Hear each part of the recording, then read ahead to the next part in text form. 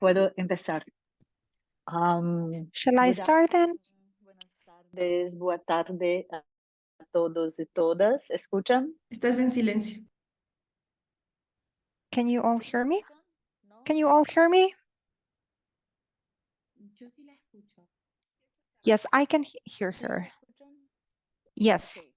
Ah, Okay. entonces, buenas tardes a todos, todas y Good todos. afternoon, everyone. Welcome everyone to this session. This is a very important session for us, and that will discuss really the challenge that we have, particularly in the Caribbean, to face informal unions of adolescents in our regions. And we will do that also taking a look on what were the recommendations that came from Belém do Pará Convention. And it will be a very exciting session because we'll have a lot of information to share with you.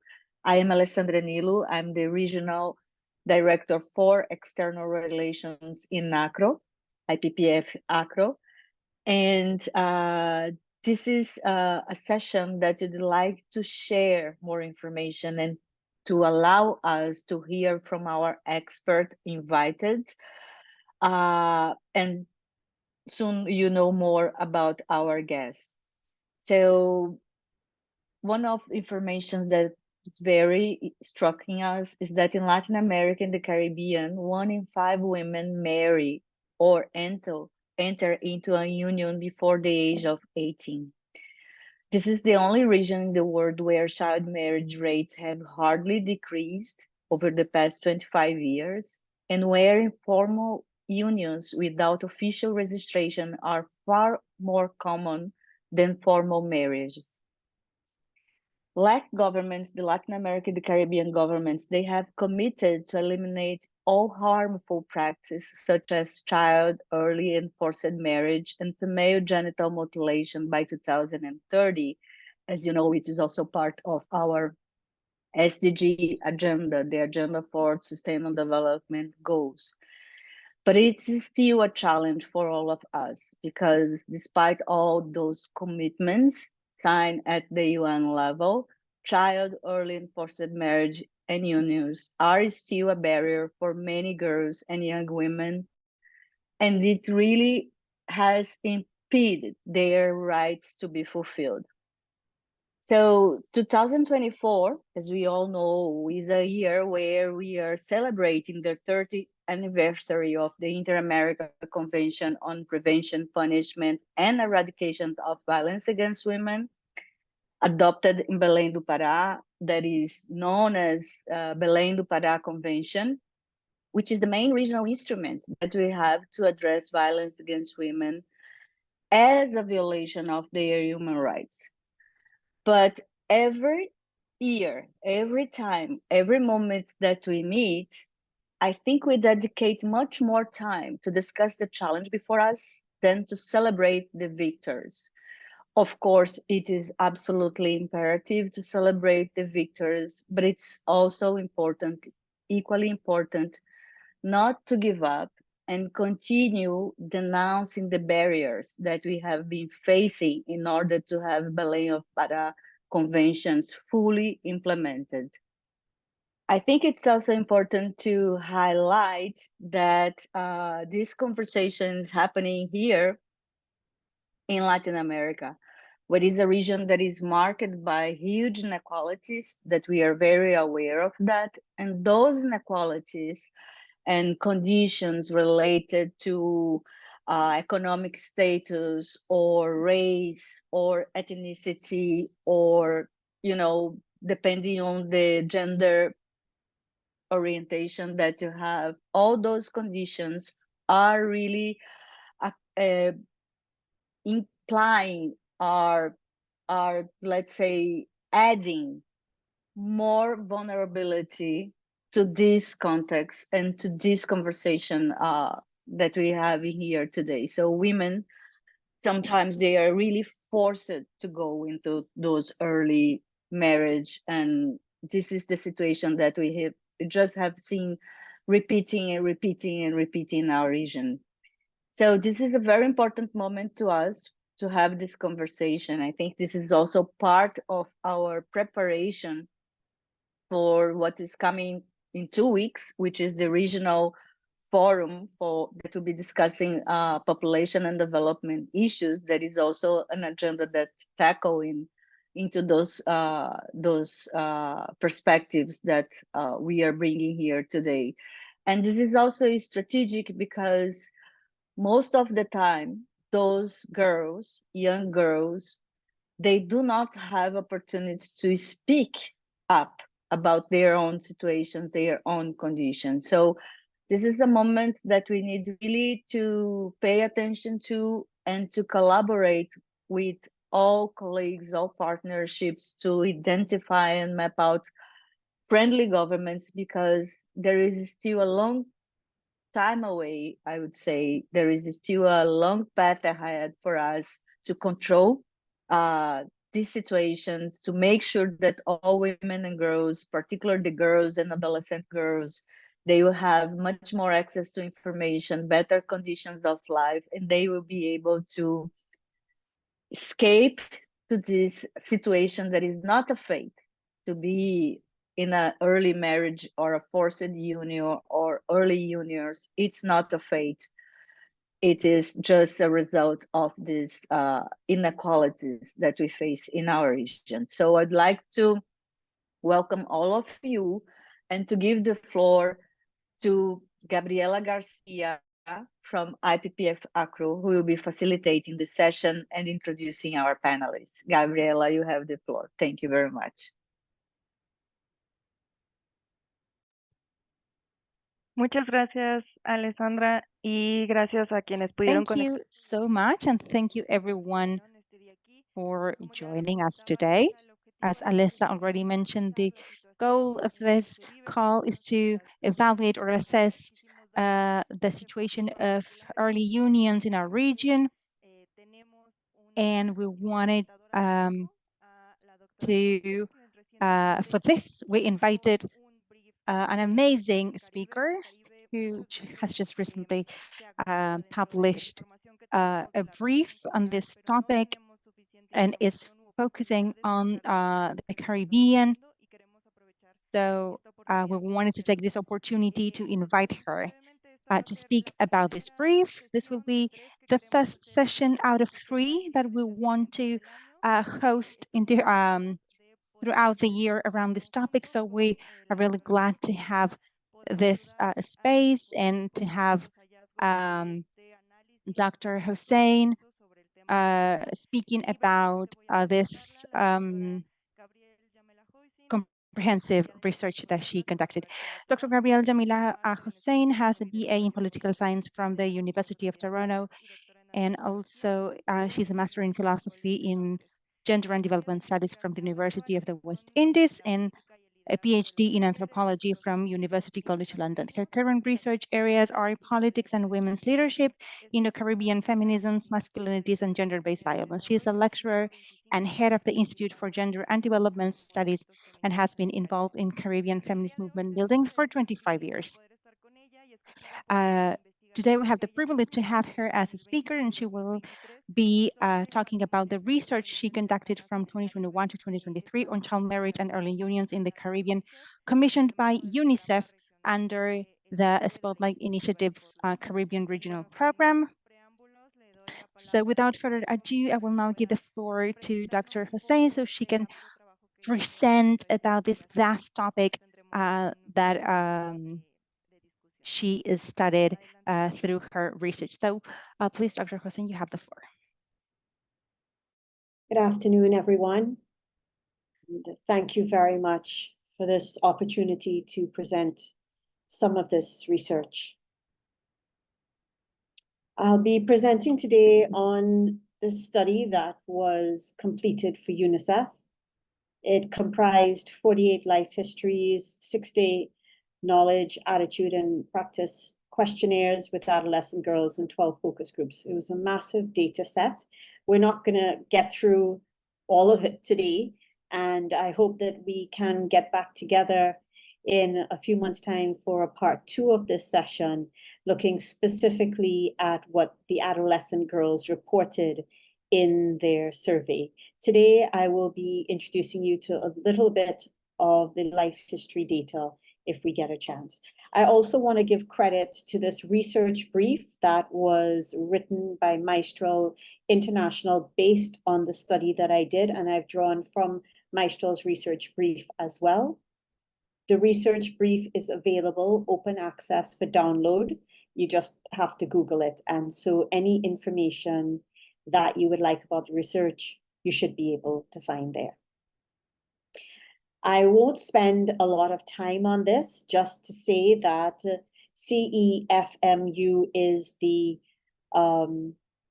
generally accepted acronym, and it is an aggregate of a number of, to my mind, very different experiences of adolescent sexuality.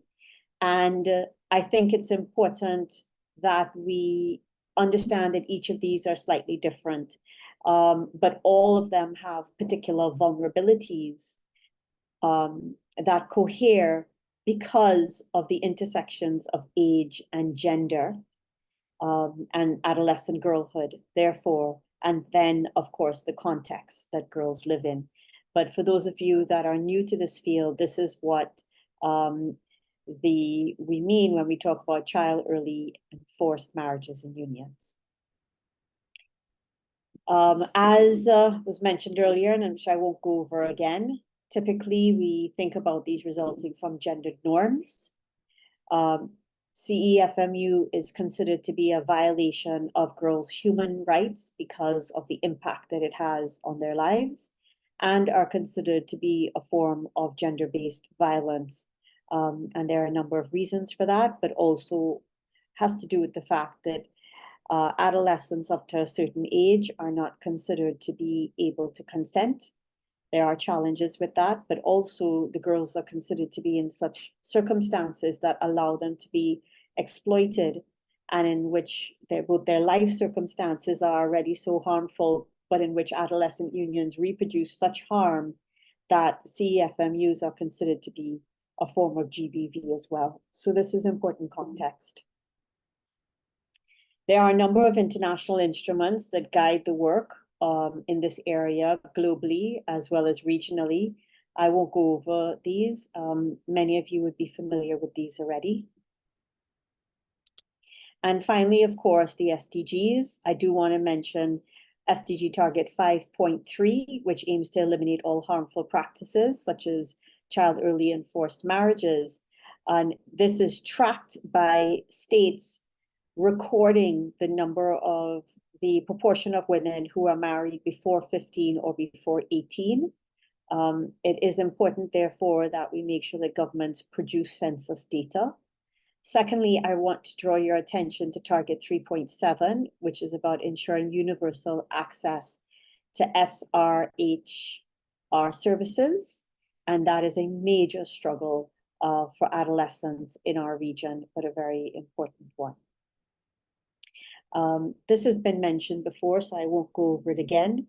Not only are adolescents in unions at very high rates in the region, but the LAC region also continues to have high levels of adolescent fertility.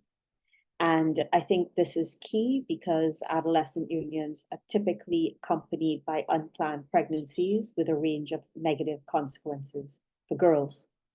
It's really important in our region that we always keep the question of adolescent sexual agency in mind and adolescent agency overall, and that we don't simply think about adolescent girls as victims. This is a central part of the feminist scholarship and involves us recognizing that girls are making decisions as well in highly unequal contexts, but are often making decisions to survive. And that we find a balance between recognizing those circumstances and also recognizing the necessity to continue to empower girls to make decisions that are right for them. In our region, Early unions, which are primarily informal, tend to be entered into by girls themselves. That is, girls are not being forced or married off into unions as they might be in other places, or sold into unions in the same rates as in other places. And I think this is very important for us to keep in mind. Nonetheless, girls are in disadvantaged contexts characterized by vulnerability, and they may enter unions for transactional exchange, for protection, to escape from family violence, to secure support for their education, and to experience intimacy.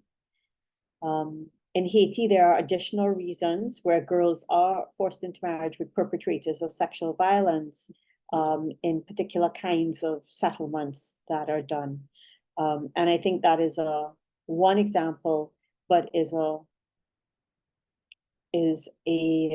not the majority of instances of how informal unions occur in the Caribbean, Latin America, and the Caribbean. I want to just cover a little bit of data with you for a minute, which is to show that the prevalence of child marriages and early unions in the Caribbean is very high. So, for example, if you look at this table, you will see that in Latin America and the Caribbean, the Latin American Caribbean rate is exceeded, for example, by Belize and by Suriname. As one example, and Guyana also is very close. The rates are slightly lower in Trinidad and Tobago, and slightly lower in Haiti in terms of what is recorded. An important thing to keep in mind, and one that is around which there's a lot of debate in the scholarship, is that girls are often in informal unions with older men. And this again is for security, protection, income, status, and so on. And I really think that this is a key theme that we need to continue to focus on, which is not just early unions, but the fact that these unions are often intergenerational. We should also keep in mind that the data shows that the majority of girls who are in such unions, that is in unions as adolescents, tend to be poor, rural, indigenous, and migrant girls. And so these are clear intersectionalities that emerge from the data and point to the need to focus on the vulnerability of these populations.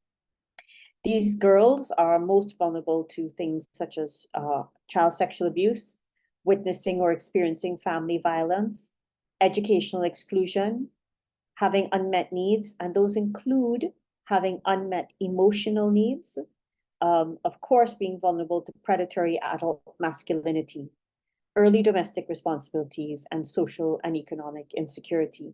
You know, one thing that stood out in the life history data, and I'll discuss a little bit before we close, is that we think about girls' needs as just being economic needs, but actually where girls do not feel loved, they are much more vulnerable to entering early unions with somebody who appears to love and care for them and want to protect them, and so on. And so I really think it's important for us to pay attention to girls' emotional needs as well. However, we have quite limited data, quite limited current data across the board on early unions, because the majority of early unions are informal. And so it's really difficult for us to tell now what the rate of early unions is amongst girls. We can tell to some extent by pregnancy data.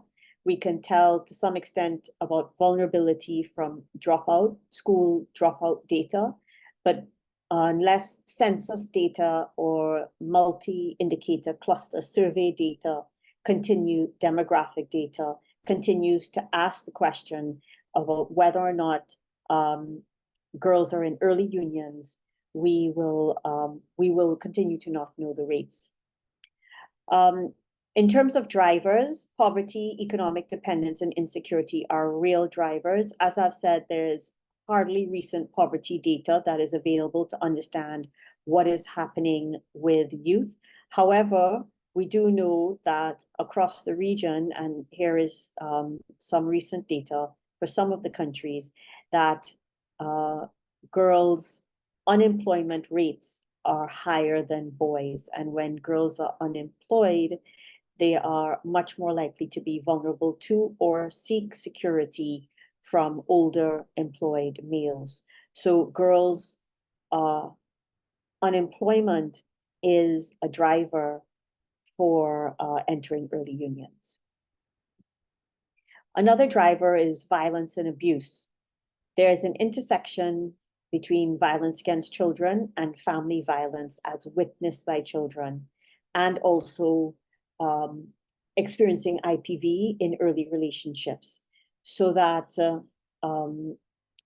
we need to see the prevention of IPV and intimate partner violence in adolescent girls' relationships as prevented from the time they are in families. So the prevention of family violence and the prevention of child sexual abuse, as I'll talk about later, then goes on to reduce the rates of early unions and reduce the rates of IPV likely to occur in early unions. So we think about these things as occurring across the continuum of girls' lives. Wherever these issues exist, it's always important that we not just look at what's happening individually with the girls themselves, but that we understand that the real harms that are taking place are occurring at the wider ecological levels, the community level, and of course, the level of the state. So in all of these countries, there's insufficient child protection services, which make it difficult for girls to seek preventative or responsive support. In all of these countries as well, there are insufficient services to provide the kinds of psychosocial care that girls may also need that can also prevent them from entering early unions. This is just some picture of what the adolescent birth rate is and one of the reasons why it needs to come down in the region and what the implications are for girls. So you'll see the global rate here is 1.5, and Latin America and Caribbean, it's 2.3 per 1,000 women.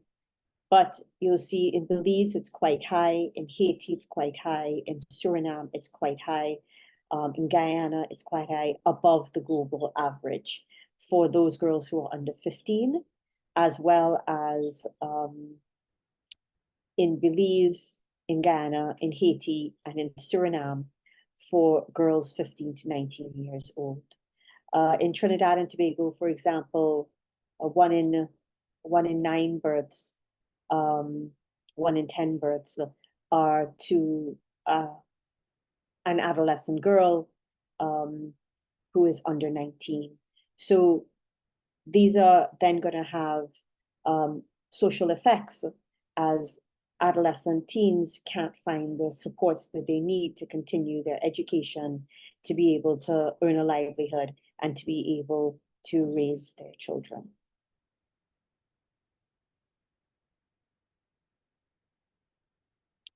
For many, early pregnancy is also unplanned. And También tenemos muchos embarazos adolescentes no planificados. For a number of reasons. Y esto se debe a varios motivos. That occurs for a number of reasons. So one of them has to do with the great difficulty in accessing contraception and services. So if you think about rural girls and what it takes to travel to a health clinic, and then what it takes to ask for contraceptive services, what it takes to travel alone to a health clinic, what it takes to be seen in a health clinic, and so on. So we have to think also about stigma and discrimination that girls face in seeking health services as well, that becomes preventative. In Trinidad and Tobago, again, where I'm located, girls cannot just ask even a pharmacist for condoms to be able to protect themselves without either being refused or experiencing stigma and discrimination. So I want to continue to point us in our discussion all the time to the state and to the structural and systemic factors around girls that in fact create the context of harm and not just look at adolescent sexuality as the problem.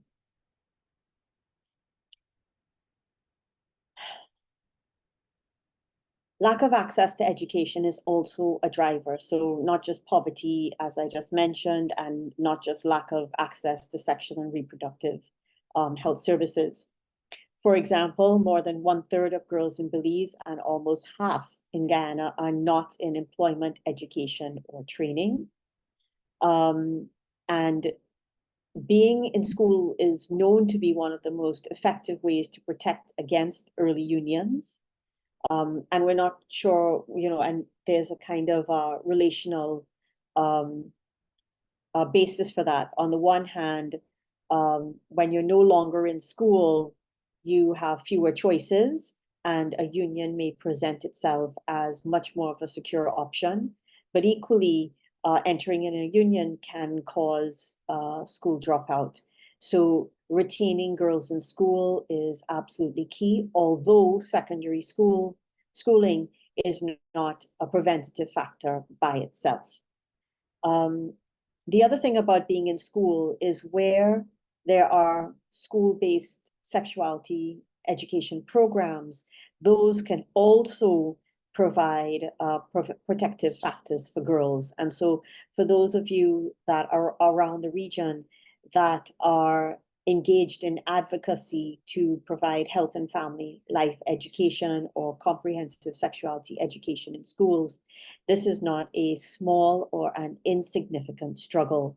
It's in fact absolutely crucial to access adolescents wherever they can be accessed, particularly in school, because keeping adolescents in school and then educating them to protect themselves from gender-based violence and from early unions while in school is an absolutely crucial source of protection. And you'll see, for example, here that in Belize and Guyana, the rates of adolescent girls who are not in education, employment, or training is actually quite high.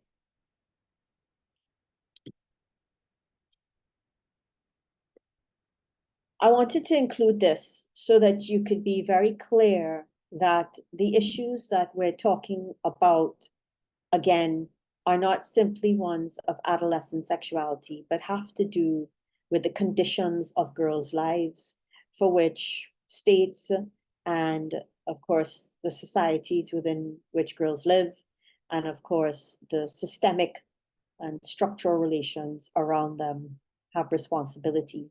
So, if you can see here, this percentage of girls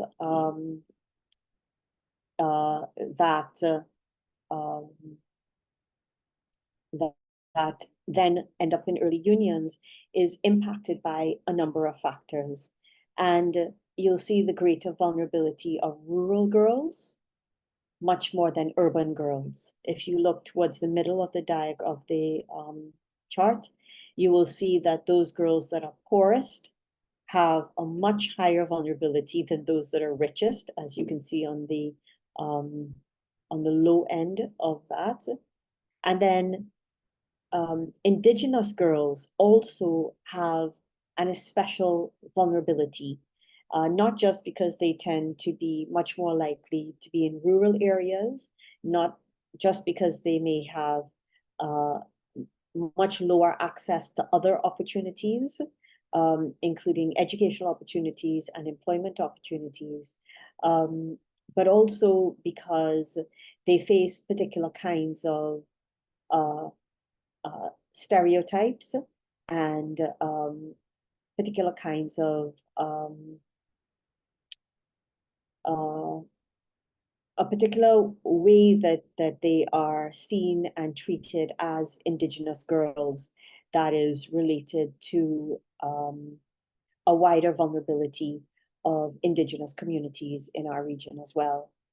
And that has to do with larger issues faced by Indigenous peoples, such related to sovereignty, access to lands, and so on. So while we've covered some of the drivers, we want to continue to point to persistent gender inequalities as absolutely underpinning all of these. So wherever there are issues of poverty, issues of educational access, issues of lack of access or insufficient access to health services, each of these is experienced in gendered ways. So for example, girls' access to sexuality education is particularly prevented for girls because people have concerns about girls everywhere learning about sexuality. Also, we have to remember girls are coming from contexts where there are generally high levels of family violence or levels of child sexual abuse and incest, and so on, as well as expectations for domestic responsibilities. And also, girls are coming from contexts where they're not necessarily considered to be equal human beings in the world, but meant to be subordinate in particular ways. And so, as feminists, we want to continue to always shed light on the gendered norms, gendered beliefs, and gendered values that underpin girls' experiences.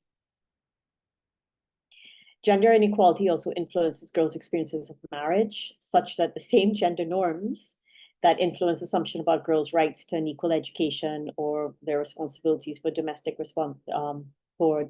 work and so on, also influence their experiences of being in a marriage or in a union.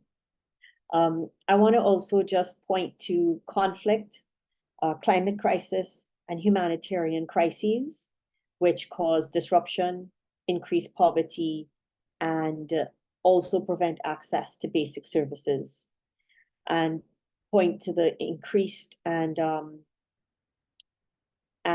extreme risk of migrant girls in our region, which is something that we saw in this data collection, particularly interviewing girls who were Venezuelan migrants to Trinidad and to Guyana, and of course, paying attention to what's happening in Haiti. We have to think about the ways that internal displacement in Haiti is also impacting girls. I'm going to very quickly go through just a few of the stories from the data. I think these stories are important to share because we spent a lot of time really focusing on life histories. That is, being able to have the women that we interviewed, who were all adult women over 18, enabling them to tell the stories of their lives so that you wouldn't get a truncated clip about their experience of an early union. You would understand from these life histories, which is what they were, how the complexity of girls' circumstances, and then could take these complex life histories and look at the recommendations in relation to them, which is what we need to do. We have many recommendations that people propose, but when you look at the complexity of a life history, then you have to ask yourself, where is this recommendation intervening? How would it have helped here? Given this life story, what is really required? And so I've just provided a few before I end. One is from a Kechimaya woman in Belize. There were 8 women in each country of the 6 countries. She had a disability and described experiencing extreme family violence, which was one of the reasons why she wanted to leave home. Her parents would beat her, would burn her, would force her to cook, and she ended up becoming pregnant. The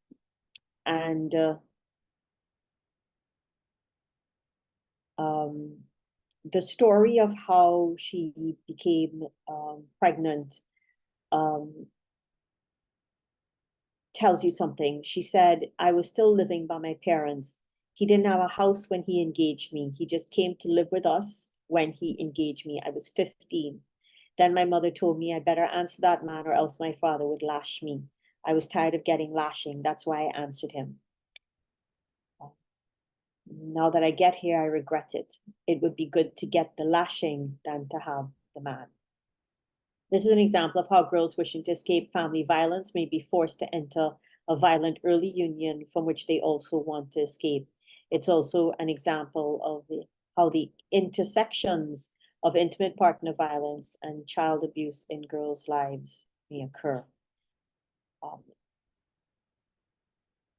In terms of child sexual abuse, one participant, who's a 20-year-old mixed woman from Trinidad and Tobago, witnessed her mother's violence and her father's violence when they would fight. And at one point, there was a family quarrel, and her stepfather hit her mother. But she says prior to that, a huge rift in the family was caused by her stepfather's friend molesting her. She was thrown out of the house by her mother at 14, and at 15 began a 2-year relationship. And would not have ended up in that relationship had she not had the experience that she had had in her family of child sexual abuse, and then being neglected and abandoned by her family as well, and also blamed for the sexual abuse that she experienced.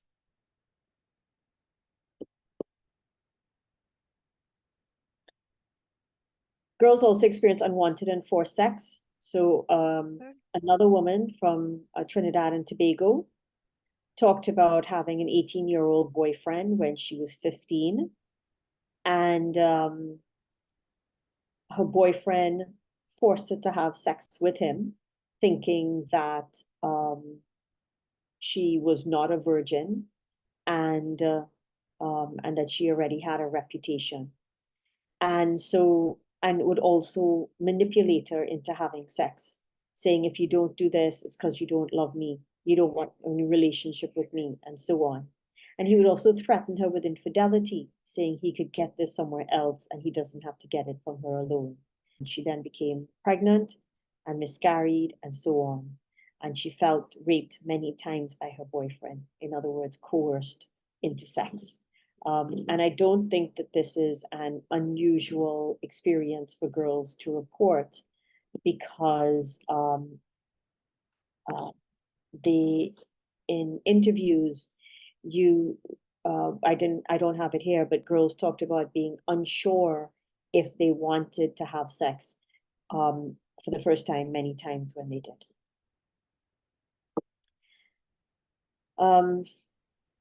Doctor, one we need to participant, go start closing, please. yeah, one participant from Haiti was engaging in consensual sex, although she was 16-year-old, her partner was 27. She wasn't able to finish school when she became pregnant, and now lives with the same partner who became abusive after already having come from a context of family violence. So she went into a relationship that appeared to be good, but after they got together, she says he turned into a demon when she became pregnant, and then became very violent, and her family abandoned her to him. In one last story, this is of a migrant Venezuelan woman. Her family was hungry, and her father left them. Her mother was begging. She went to Guyana for a month to try and earn money, and ended up in sex work. And following that, she went back to Venezuela, had a boyfriend who would look after somebody, peeled him from a gang. And she went back to Guyana again, and ended up in an early union with somebody who would look after her, which she said was preferable to returning to working in sex work.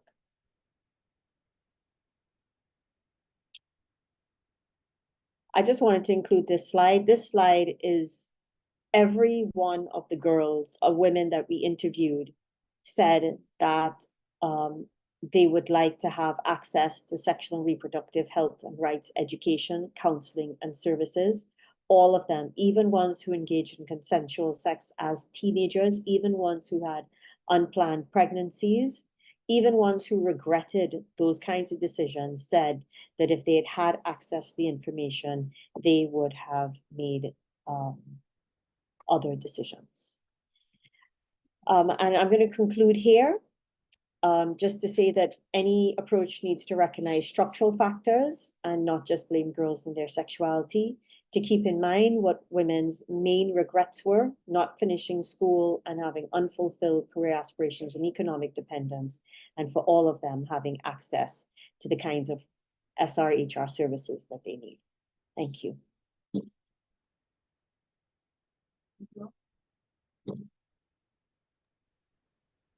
Muchas gracias, doctora Hosein, con esta probadita que nos Thank da. you, Dr. Hosein. This is just a little taste of what you've done. We have added the complete research. Well, we posted the link.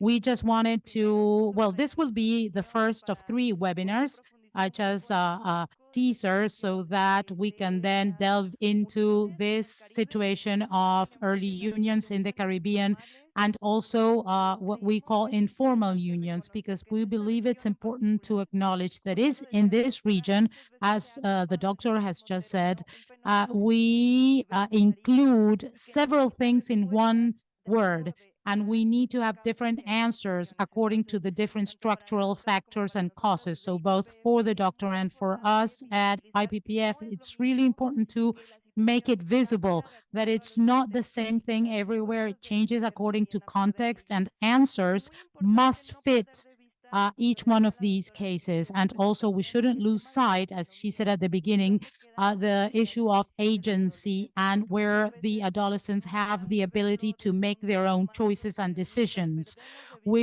Sometimes we lose sight of the fact that it is them in their own context that lead them to make these decisions, because they see it as the only way to get out of these vulnerable contexts. And this is a result of structural vulnerabilities that dates back for many years, such as intrafamily violence and all of the case stories that she described. We are at a crucial time in our agendas. Those of us who are doing activism, it's been 30 years since the Belem do Pará Convention, an extremely powerful tool that has been a guide for the region on issues related to violence and violence as part of structural discrimination of women. And so we thank you so much that you have been able to be with us from MESECVI. We also have Tatiana Venza. She is the comms leader and follow-up for the Belem do Pará conference. She is an expert on conflict and security from the Paris Political Studies Center, and she's held several positions as a journalist in different media in Latin America and Europe. We thank you for joining us today. We think that, as Alessandra said, it is crucial that we do this. It's been 30 years since the convention. It's been 30 years since the Conference on Population and Development, and next year will be 30 years of the Beijing Women's Conference. So it is relevant. It is important for us to have this integral focus on structural issues. We want to welcome Tatiana. We wanted her to be with us, providing a reflection on the relationship between the Belem do Pará Convention and child marriage and early unions agenda, how this agenda has been managed, and how from MESECVI they view the advances and the gaps that we have still to be able to answer to this situation, with a very complex situation, as the doctor has just shown with her research snapshot. Go ahead, Tatiana. Thank you. Good afternoon to everyone. Thank you so much for this invitation. Really interesting work. And on the 30 years anniversary, I would like to share PowerPoints. Let me see whether I can share my screen.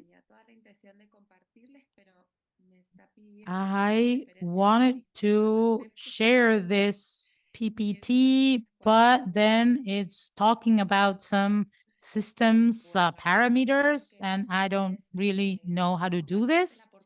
Maybe I can send it over to you, Gabriela, so maybe you can put it on screen while I'm speaking. I'm sorry about this.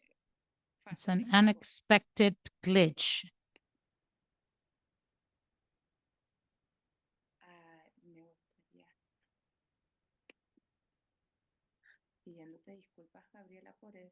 I'm so sorry. I'm so sorry, Gabriela. Can you put it up for me? Don't worry. Don't worry. It happens. Don't worry. Te estamos escuchando. Sí, claro. Ahí está. Bueno, lo envío a Ahora ahí está. mientras. I just sent it to you, so maybe you can share it for me. Ahí lo envié mientras conversamos. Bueno, de todas formas comienzo. Well, however, I will start, and then if you can put it up for ¿Se me. escucha bien, cierto? Can you hear me, right? You can hear me, right? Sí. Ahora sí. Bueno, efectivamente, como Well, mencionaban, as dentro del marco de los you were 30 just años saying, de within the conmemoración framework of the 30-year anniversary framework, the issue of early and forced unions has been and it still is a relevant issue, a relevant item in the MESECVI agenda and also in the expert committee. The expert committee has performed an in-depth study on marriage and early unions and early forced unions in the member states of the Belem do Pará Convention. This includes Latin American states as well as Caribbean states. These are 32 member states. And the interesting thing about this, and this is the presentation that I wanted to show to you, is that there's a campaign that we launched last year together with the Population Fund, the United Nations Population Fund, in order to disseminate how important this topic is and work on public policies and legislation related to early and forced unions.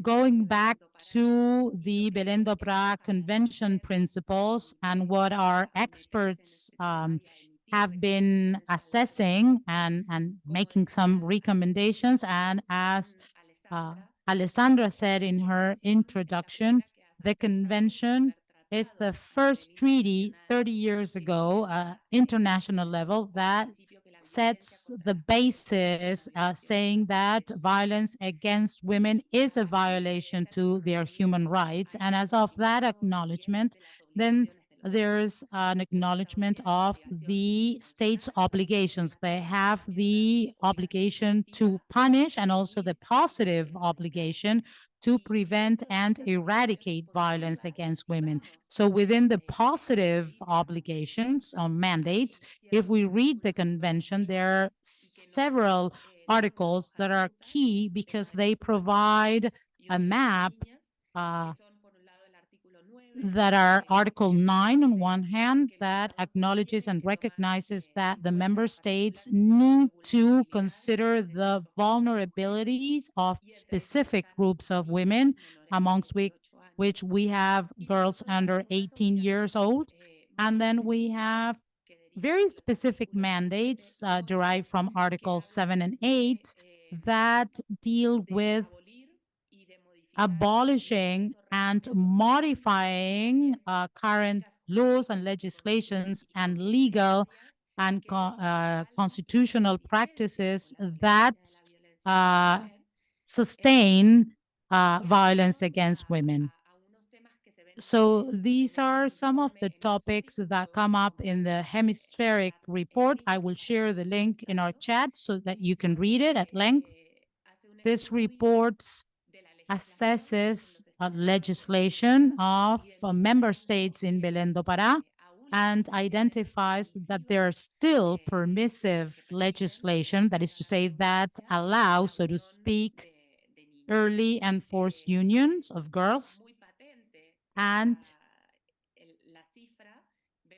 there are high numbers.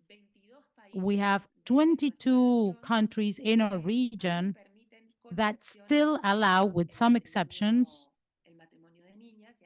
the marriage of girls underage. And I wanted to show you a traffic light where we show how we have a lot of countries that still allow marriages of girls under 16 or up to 16 or even under 16, which implies that there are girls 13 or 14-year-olds that can be legally authorized from the courts or their parents to marry. And this is an issue. And the report makes several recommendations to our countries in the region so that they work on the amendment from the authority side, of course, in the amendment of all of these regulations, which are quite discriminatory against girls. And there's also been a positive movement in recent years with several countries that have started amendments to their legislative rules and norms. Mexico, Chile, Peru, that has banned marriages before 18. That's the international norm. Girls shouldn't get married before 18 without exceptions. And that is why MESECVI urges to do this in all of the countries. We have Colombia under legislative debate to eradicate the possibility to have marriages for girls under 18. And following this map or this route, well, the member states are also committed through the convention to take the necessary steps to promote knowledge on women's rights to live a life free of violence and to modify behaviors of men and women, including education plans and modification of all of these gender norms that, as Dr. Hosein very well explained, are the basis for this very damaging practice, which is normal in many countries in our region. And also we have performed, they have performed an analysis of all of the causes that lead to early and forced unions in our region, starting with gender stereotypes, but also considering different poverty situations that drive these girls toward early and forced unions in seeking a way out, whether it's economically or otherwise. And the report also depends on the fact that we need to study all of the different types of violence that these girls experience. As the doctor very well explained, I don't want to go into that in detail, but we have sexual violence, economic violence, psychological violence, and all of the things they lose when they go into these early and forced unions. They lose the possibility or the chance to study. They have early and unchosen pregnancies and isolation. So how do we go forward in the prevention and eradication of these very damaging norms? Well, I go back to the report and the recommendations made by the experts. On the one hand, as we said, there is an international corpus juris of treaties and conventions, and recommendations always say you should read these under the light of the Belém do Pará Convention to expand the rights of girls and adolescents and women, but also one of the findings is the lack of public policies. There is absence of public policies in the region to prevent and eradicate marriages, and especially early enforced unions of girls and adolescents. And so we identified the need to have more information, to have more data, to have disaggregated percentages and figures to understand the phenomena and how you can prevent it. And also at the same time, the general recommendation that all of the countries in the region should move towards the banning and prohibition of all of the exceptions in legislation and the cultural norms and traditions and practices and gender norms that promote and enable unions of girls underage. We need to adopt integral and comprehensive prevention, care, and punishment laws of early and forced unions, intersectional unions that take into account, as Dr. Hosein said, because you see how it impacts certain groups. So policies should also have an intersectional perspective, considering how specific groups are more affected by this than others, more access to education that allows more effective mechanisms to eradicate marriages and unions of girls and adolescents underage. And in this sense, we must work at all levels, local, regional, and national. We need to work with the communities. That is so important inside the communities. And also the issue related to communication. That is to say, this message has to be disseminated. And also there's a lot of work to be done with children, with adolescents, and with adult men. We need to generate different types of masculinities. We need to build positive masculinities for boys and adult men to be key players, that they also generate awareness and new gender norms and eradicate these damaging practices. We also need to strengthen the state's capacities to do this. The strengthening of these capacities is in the sense that it's not just to have a legislative switch or shift, but also to have public policies, training of the judiciary that currently in many countries can grant exemptions for early and forced marriages. So they need to be trained on this, and also social workers at all levels. With this, I will conclude my presentation. And of course, I will remain here for questions if you have any. Thank you. Thank you so much. For this last part, we will go over 10, 15 minutes, depending on whoever wishes to stay, and also your questions. We've had several questions in our chat. And I think that one of the things that I would like to highlight, thank you, Tatiana, for this general overall framework, and also MESECVI's report. I think it's quite valuable. And I would like to make emphasis on two things that you mentioned. I think that so far, when we talk about child marriage, or we talk about this topic, the response that we've gotten from the states is the one you mentioned on raising the age of marriage and to eradicate or ban exceptions.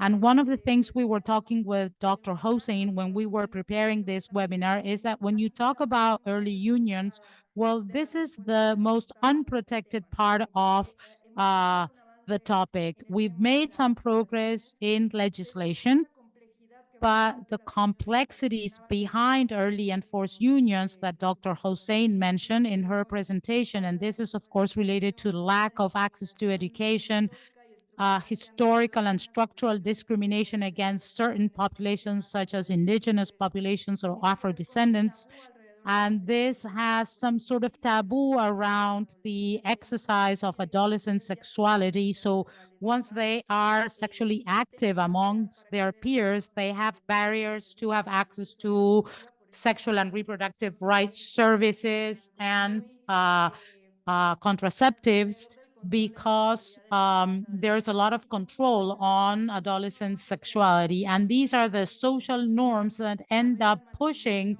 these girls into marriage or into pregnancies as the only way to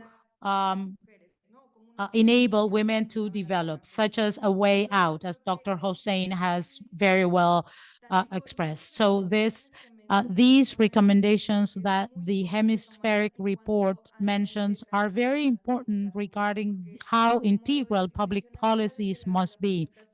As you said at the beginning, this is a structural issue and it's quite complex. So we need to address it with equally complex responses, and it's not just the good or the bad, or to put the adolescent girls in a victim's role, but to understand the context behind them, and so that they can enable solutions that are at hand and that allow these girls to exercise their agency, their decision making based on the different opportunities they have and the tools they have at hand. In our chat, our colleague Sarah Green from the Sexuality Working Group, which is a global group, has been working for many years on the issue of social norms, sexuality of girls and adolescents, and she has copied part of the conceptual framework. And also, I wanted to include another report that we produced in IPPF last year because it really caught our attention, Mexico's case, where we managed to prohibit child marriage. We eradicated exceptions, but informal unions grew in the same way that formal marriages dropped. So it's very necessary to delve into these complexities. Also, you talked about the comprehensive sexual education at all levels. We need to work not just in schools and the formal school system to have more robust, comprehensive sexual education in the study plans, but also work with communities and families, because we found some resistance from the families to address sexuality of their adolescent girls. And this is because they lack information or they lack tools, or maybe they don't know how to intersect different topics. So we have a program so that girls finish elementary school or secondary school, but if we do not intersect these programs with empowerment or agency programs, where they believe that they have the tools to continue in school or to have access to schools, such as, distances from their homes, or the possibility to even get there, because sometimes they are afraid because the streets are not safe or there are no proper conditions for these girls to go to school. So if we do not make this link visible, and both Tatiana and the doctor have mentioned this is based on education and violence programs that should intersect between child protection and gender. Many times violence aimed at women go on one hand, and the programs related to child protection aimed at girls go on the other hand. So the adolescents are in the middle and none of them covers them. I don't know whether you have any questions or comments beyond the chat so that we can start closing this first session. And of course, give the chance to Dr. Gabrielle or Tatiana to make final or closing comments before we close for today.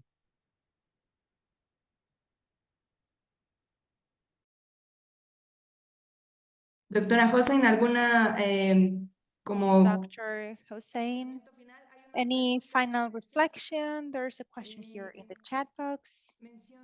No, just to thank you all for including me and to say that I hope we get to discuss this again. And as I said, if I have a chance to present, it could be on what the adolescent girls 15 to 17 years old, what their perceptions were of this issue, which I think would also be interesting for us to hear. Thank you all very much.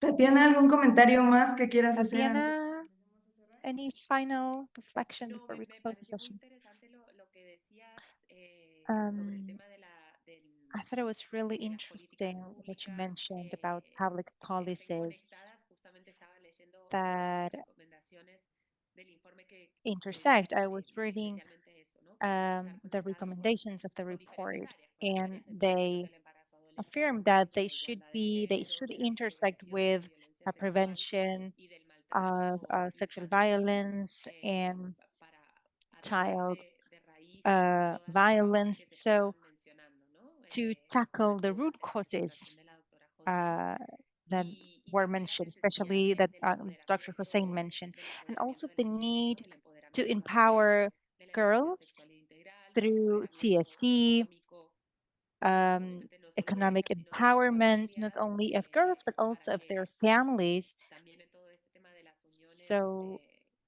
tengan, tengan capacidad de decidir, una that capacidad those who are in informada unions have the y capacity una to capacidad make de decisions, tomar informed otras opciones decisions, que no las lleven and to take other a esas pathways, elecciones que las hacen caer en círculos de violencia, pathways ¿no? that leave them Entonces, in no, a una loophole of reflexión un violence. poco So más that would general be my de last reflection. una And I serie de also materiales shared in the que chat hicimos box que a tratan de estas series of recomendaciones del informe, documents that we donde created. también hicimos una serie de historietas And we que have como some ven pensando en acercar esta cartoons temática en el because we informe se trata wanted de una manera to mucho más reach out to para otro adolescents público, and ¿no? Para un girls, to público, reach digamos, reach más out to other audiences. So we ya adapted the sea content académico of o our report político y demás, to those pero con audiences las historietas lo que queríamos es acercar este tema y esta temática a because las we niñas y a wanted las to raise adolescentes. awareness among adolescents and young girls. So I Gracias. share all of that in the chat Bueno, box. comentarles que, como Thank les you so decíamos al much. principio, esta es la primera And de una serie again, de this 10 is the webinarios que first queremos of hacer al respecto. 3 webinars Ahí that we ya will en el be chat hay temas hosting. que tienen que ver más justo con la I perspectiva see desde that las in the normas, chat box, people are la visión y mentioning la experiencia de las the niñas y perspective of jóvenes adolescentes norms y and the temas de perception of políticas young girls públicas y su and the topic abordaje. on También la public doctora José dijo que policies. eso es algo que Uh, queríamos profundizar. and Habló de this is los jóvenes something de we contextos would like to comunitarios y las go crisis more que in estos depth, but propician. Entonces, Dr. Hussein vamos a hacer already esta mentioned invitación para el the siguiente different webinar, que crises es and en how octubre. Vamos a mandar this el link phenomenon justo después is para que puedan worsened. apartar la fecha. Será We alrededor del Día will Internacional de la have Niña, entonces our next probablemente session alrededor del 10, around 11 de the octubre. International Y Day queremos of the justo Girl. profundizar en eso, en las But we will experiencias y las share the invitation percepciones with de las you niñas y adolescentes beforehand.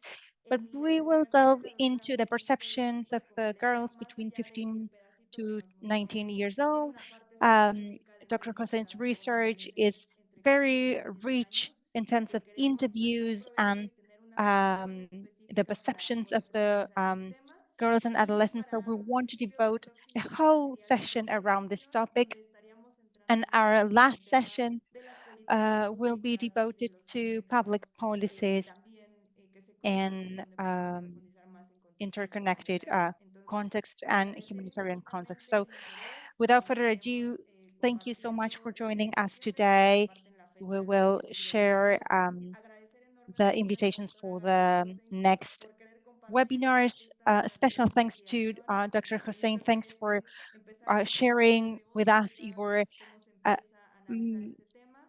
brilliant Tatiana y el equipo de research. la We MESECVI want to también por make this estar type acá of y aceptar la invitación. research Y una more especial visible agradecimiento from al equipo de IPPF ACRO. conectoras, a Thank you, Maite y a Tatiana, Isabel, que and hacen from posible toda MESECVI. esta interacción e Thank you all the intervenciones team, y and thank sobre you, todo más Isabel and Maiten, intercambio, a our veces dear puede interpreters, parecer for aislado, pero la facilitating comunicación the de los communication